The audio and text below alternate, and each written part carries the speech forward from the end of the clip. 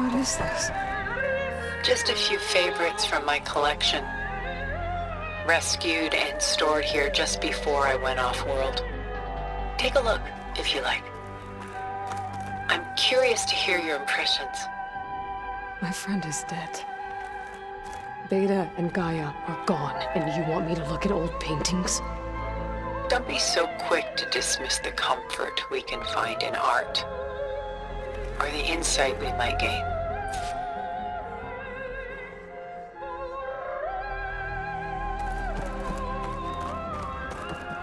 My favorite pairing on the left is Woman Reading a Letter by Vermeer, a true master.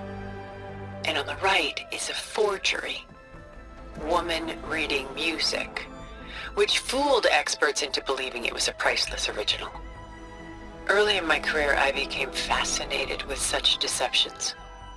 Eventually, I developed scanning software that could detect fakes with unparalleled accuracy. Is that how you made enough money to buy your way onto the Odyssey? Oh no. I made my real fortune later.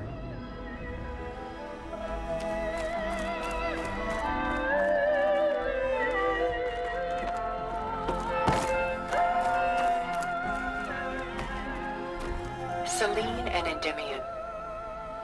She's the goddess of the moon, whereas he's a simple shepherd. Beside her is the god of love, Cupid. So she's sneaking up on him? More like visiting him in secret. The torch that Cupid bears represents Selene's undying infatuation with him. Though the two must remain apart, her love will forever burn.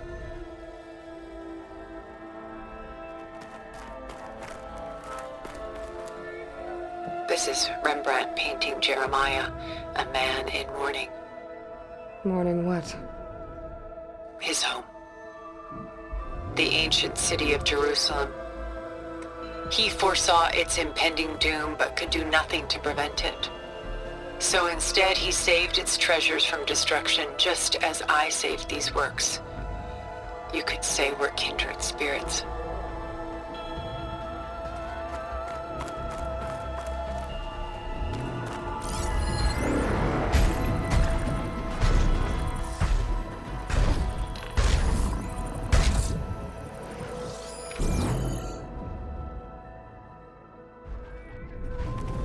Portrait of the painter, Rembrandt's son Titus, depicted in the habit of a monk.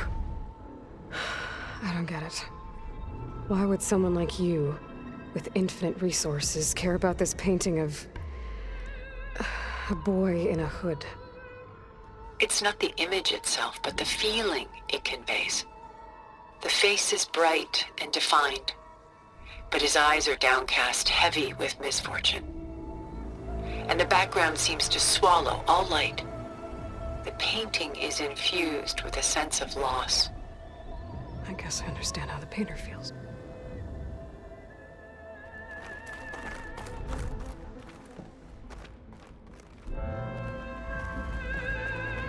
Rembrandt's The Night Watch, by far the most famous painting my homeland ever produced. It was commissioned to honor a militia made up of influential citizens. I guess you must have been an influential citizen? In my day. But not as influential as you've been in this new world.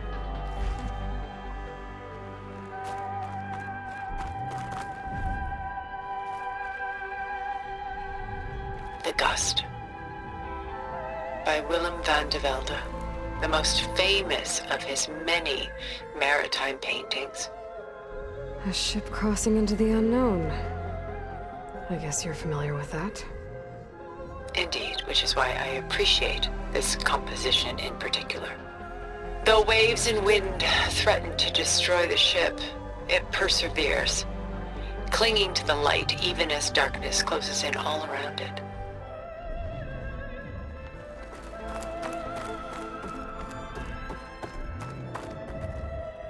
Stunning, isn't it?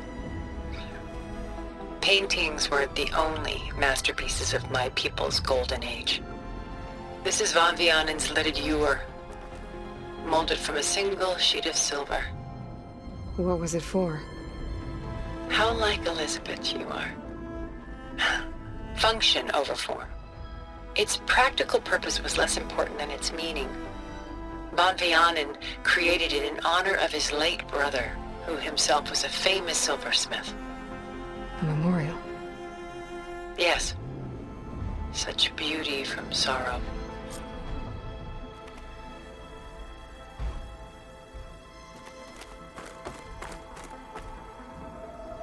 A lot of weight on his shoulders.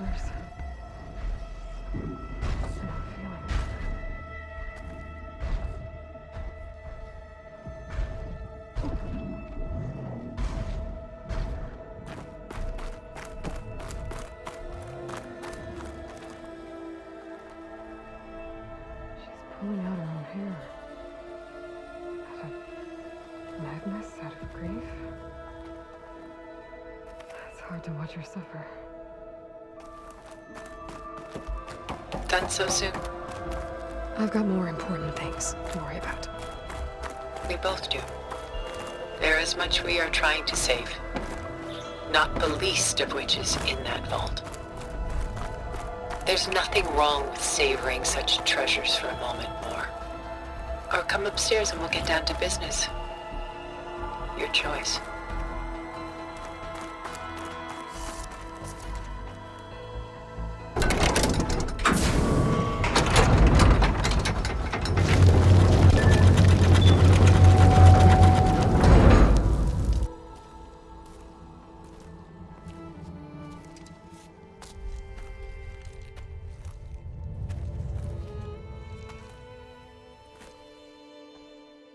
There you are. Feeling better? How did you find us? At the cauldron? And what did you do to everyone right before I passed out? All business, I see. Well, suffice it to say we were keeping a very close eye on Hephaestus, knowing we would need it at some point. Your ruse didn't fool us, and as for my little trick, it was an overload of the senses, accompanied by an energy discharge. Gerard and Eric were only momentarily disoriented due to their shields, but it rendered you unconscious while I got you out. Perhaps some breakfast might steady you a bit?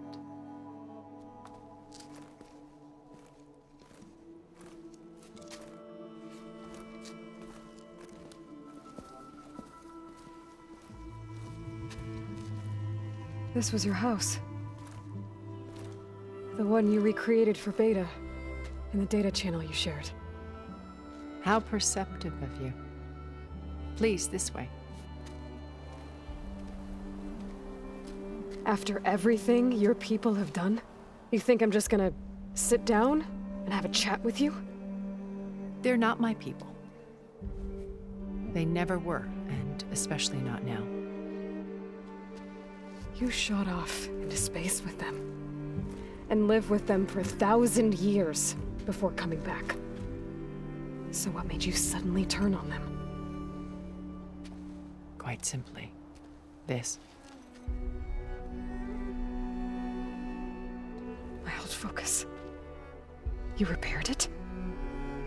But that means you've seen Incredible things. What you've accomplished in 2 decades of life.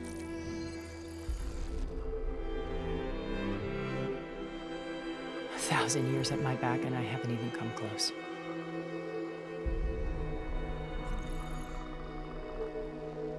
I'm sorry if I invaded your privacy, but I had to. In order to understand. To be enlightened. You truly are Elizabeth's blood. With her drive, her sense of mission, her integrity. Watching all this shamed me for the company that I've kept. Having seen it, all I want is to help you. even if it means stopping your friends? Especially so. Please, sit down.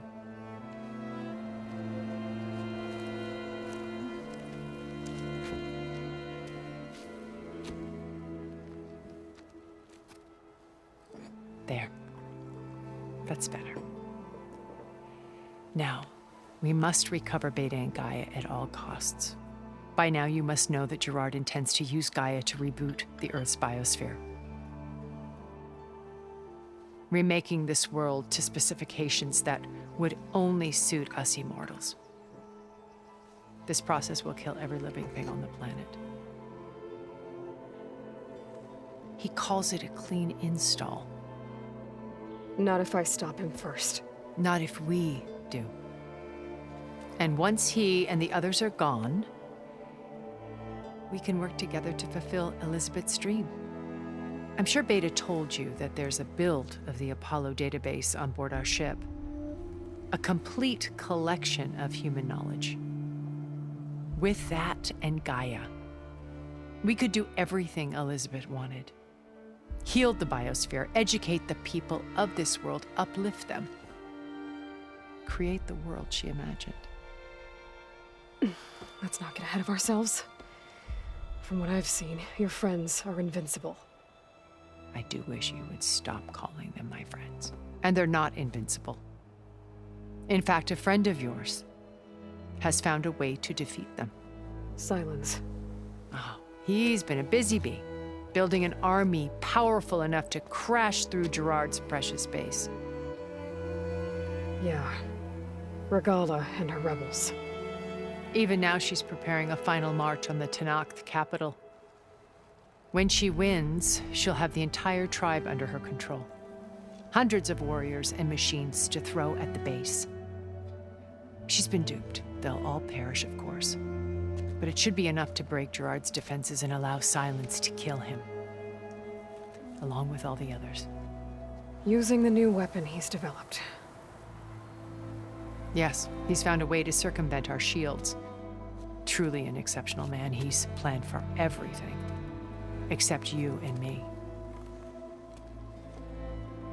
You see, while his army is battering down Gerard's doors, you and I will sneak in through a back way. One that only I know about. While Silence and my friends are busy battling each other, we'll take back Beta and Gaia. I told you I want to help you. I mean it.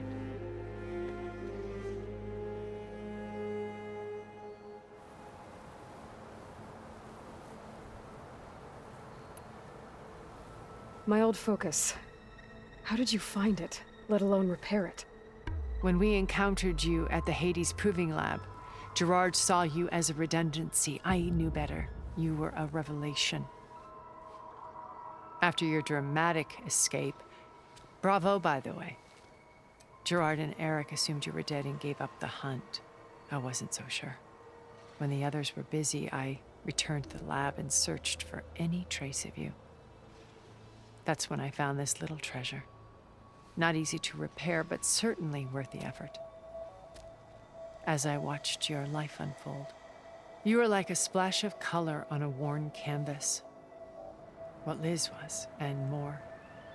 Did you show it to the others? Of course not. It was your actions that inspired me to defy them. It's worth noting that if I hadn't found it and watched its contents, I wouldn't have known to save you at the cauldron. You'd be dead. So I should be grateful? If you like.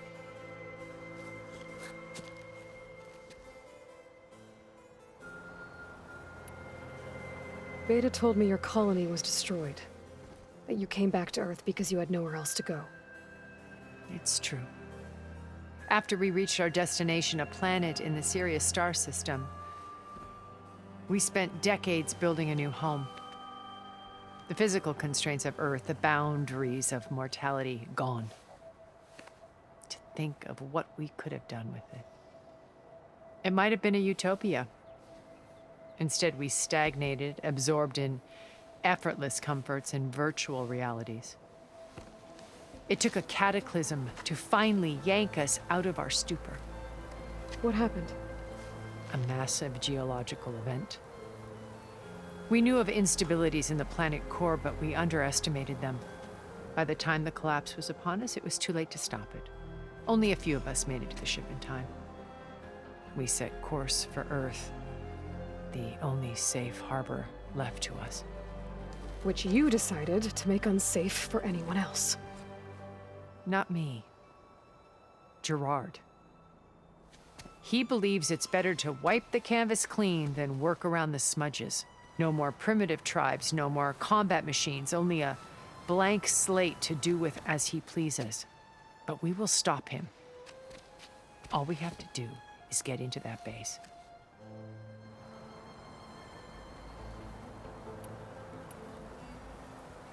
So you know all about me. What about you? What would you like to know? Well, start with your life on Earth. When I was 8, terrorists flooded my home city. Thousands drowned, my parents included. I was one of the few who survived. My guardian sent me to boarding school. Among my peers, I was the strange girl, the orphan to be avoided. All because of circumstances beyond my control. Oh. So we're a lot alike, huh? Aren't we? You were an outcast. But you didn't let that stop you from getting what you needed. Neither did I. I climbed my way out of desolation and used my wits to build a fortune. First, from the technical analysis of art and the detection of forgeries. Profitable expertise in those days. But as it turned out, the software I developed was even more useful for counterintelligence. From there, it was only a short step to gathering extremely valuable intelligence on my own. You were a spy? More like a service one could turn to for information. I had to remain anonymous, of course, to protect my privacy. But despite that anonymity, Far Zenith inevitably sought me out.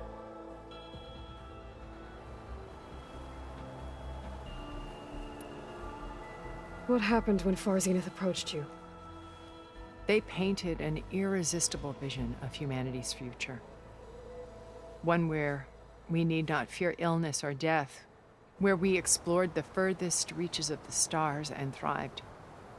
It was only later that I realized that they only intended to bequeath this future to the rich and powerful.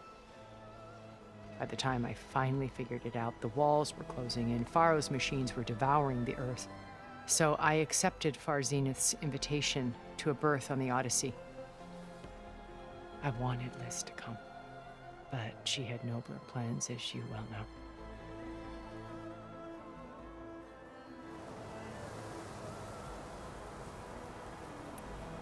So you didn't know the other Zeniths were monsters until it was too late? I knew some of them were, certainly. It wasn't until we were off-planet that I understood the true scope of their greed. I was grateful to simply be alive, but the others became obsessed with a kind of effortless immortality. They built a colony where machines serviced their every need, where any memory or fantasy could be endlessly savored in virtual reality. It wasn't life. It was stultifying, a pampered dream state. As the decades passed, I withdrew more and more, alone yet again, but this time with eons to consider my mistakes. Now finally, having met you, I feel like I have a second chance. To do what? Help you, of course. To fulfill Liz's dream, which isn't so different from Far Zenith's original vision. A better future for humanity.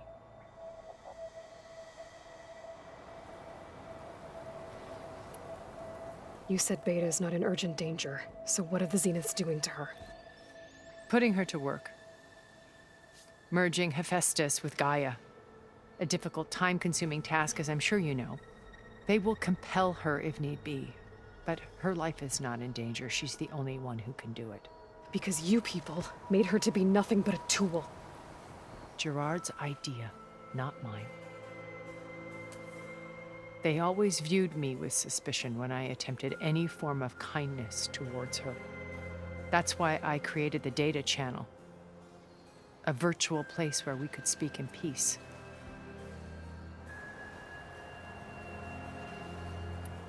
So this channel you shared with Beta, none of the other Zeniths ever found out about it. Gerard believes he's the most cunning of all of us. Even after 1,000 years, he still can't imagine that I would outwit him. The channel allowed me to interact with Beta away from their mistrustful eyes. It offered us a chance to be ourselves. Until you cut off all contact. Yes, though it pained me. I was worried that our meetings would do her more harm than good. Well, she felt like you tossed her aside. I was afraid the others would find out and punish her. She may not have had the comforts of friendship anymore, but at least I ensured she was safe. I know it seems harsh, but you must believe that her well-being has always been paramount to me. Why did you make the data channel look like this place? I built this house as a shelter to weather any storm. A safe place. Not just for me, but for the art stored below. Cultural artifacts of incalculable value. Truly some of the greatest achievements of human civilization. And you wanted Beta to see them? Yes. Her upbringing was so cold and technical. I thought if she could experience Vermeer and Rembrandt, it would bring something else into her life. A heritage every bit as valuable as the scientific and technical data being drummed into her. I'm sorry I had to cut off contact, but I'll never regret sharing this house with her. She needed its shelter even more than I did.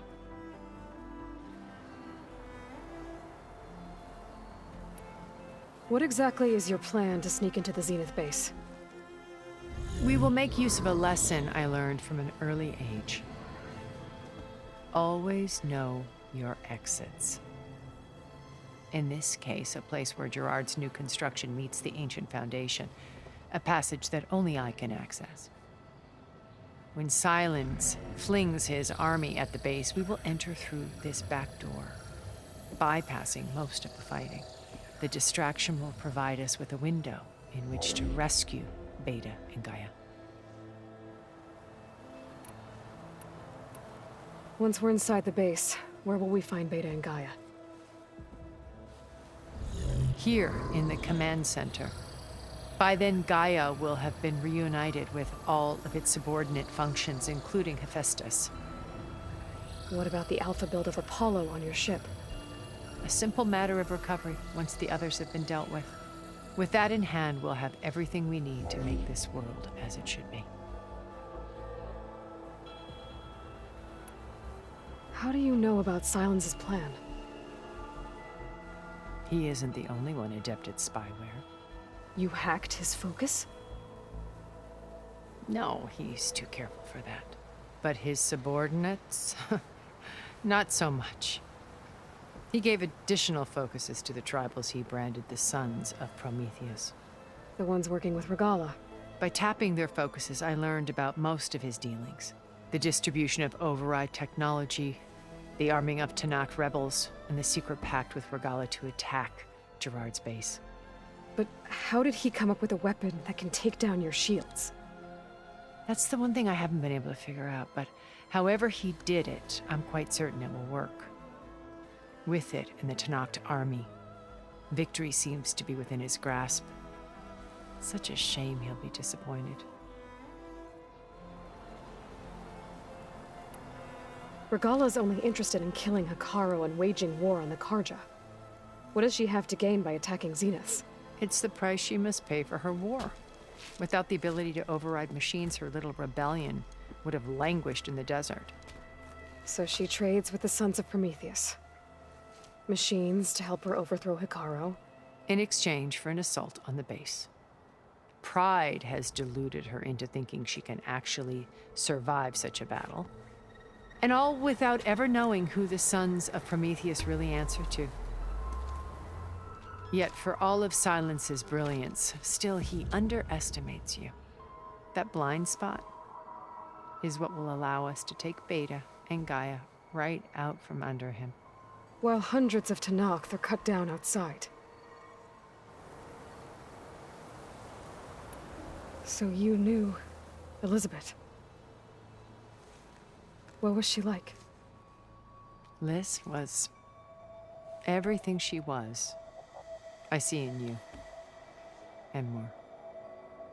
Your ingenuity, your determination, your moral compass.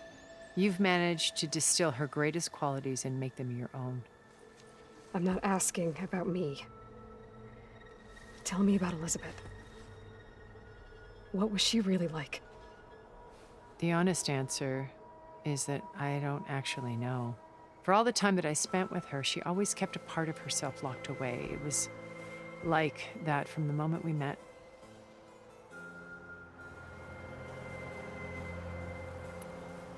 So when you met Elizabeth, she was what? Distant? Aloof? Not aloof. Not exactly. It was a summit in Paris about machine learning, a touchy subject in those days, because regulatory authorities were just starting to clamp down on AIs. Liz gave the keynote address. She had already achieved great renown for her work in automated environmental reclamation. But in her address, she was just starting to imagine the next step, an AI-driven system that wouldn't just act on its programming, but actually take responsibility for its sphere of influence. To care about life. Not just follow orders. Revolutionary stuff. I was fascinated. And I wanted to meet her for a long time. I watched her after her talk. She had spoken with such moral authority, such empathy. But after that, she retreated. I could tell she felt uncomfortable with all of her admirers. It was as if giving the talk had cost her something. I didn't want to be a pest, so I planned my approach carefully.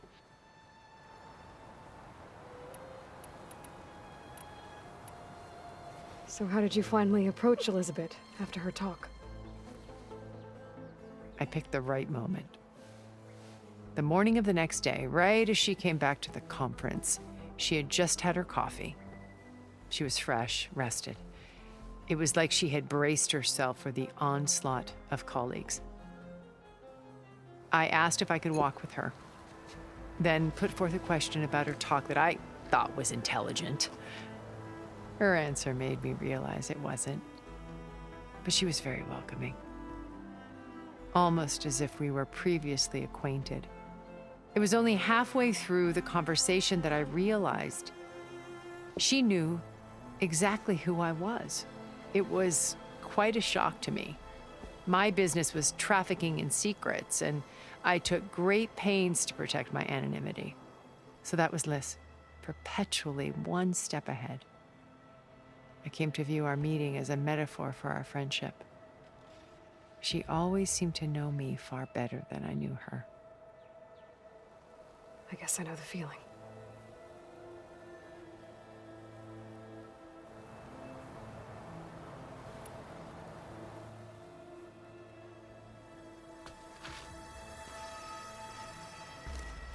First Varl. Now Hikaru and the Tanakh. Your plan would wipe out an entire tribe. There has to be another way.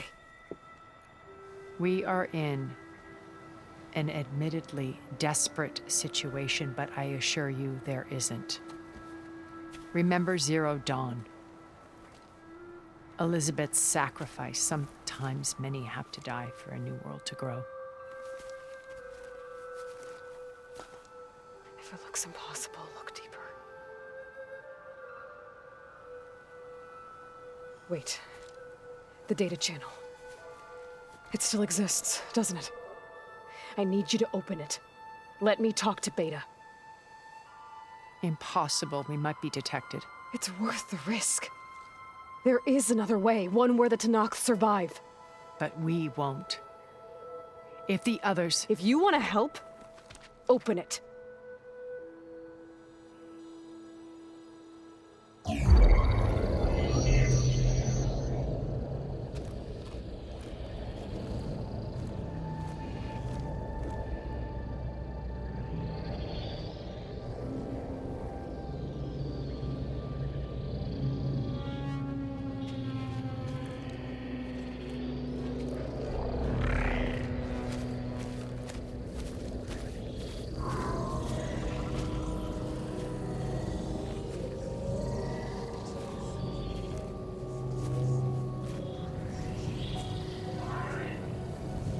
What are they doing to her? Virtual reality dissociation. The manual merge of Hephaestus will take hours upon hours of tedious micromanagement. If she resists the work, they run simulations to induce feelings of isolation and despair. Beta, can you hear me? You're alive. They're watching me. I can't hold up this extra protection for long. You should have killed me. No. No, look at me. I'm coming for you. I promise, okay? I just need you to hold out a little while longer and work on the merge.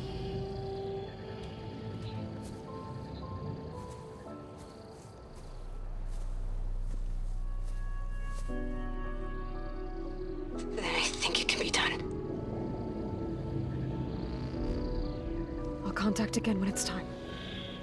Can you hold on? As long as I know you're coming for me, I can endure anything.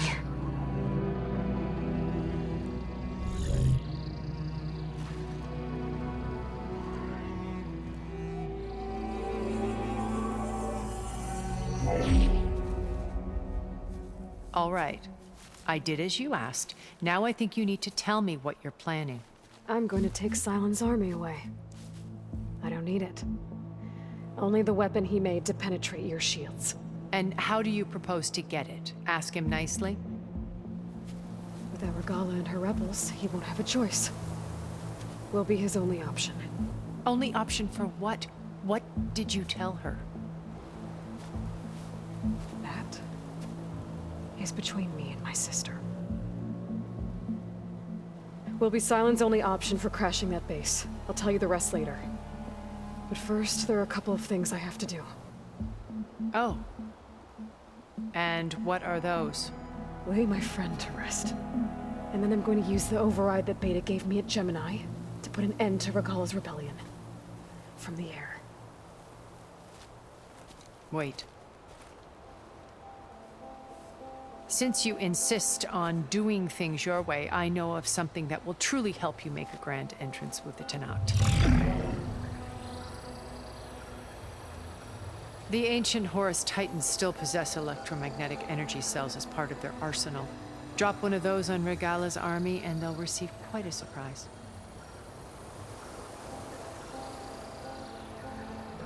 So go, do what you must. I'll come to your base if you manage to bring Silence to the table. Not if. When.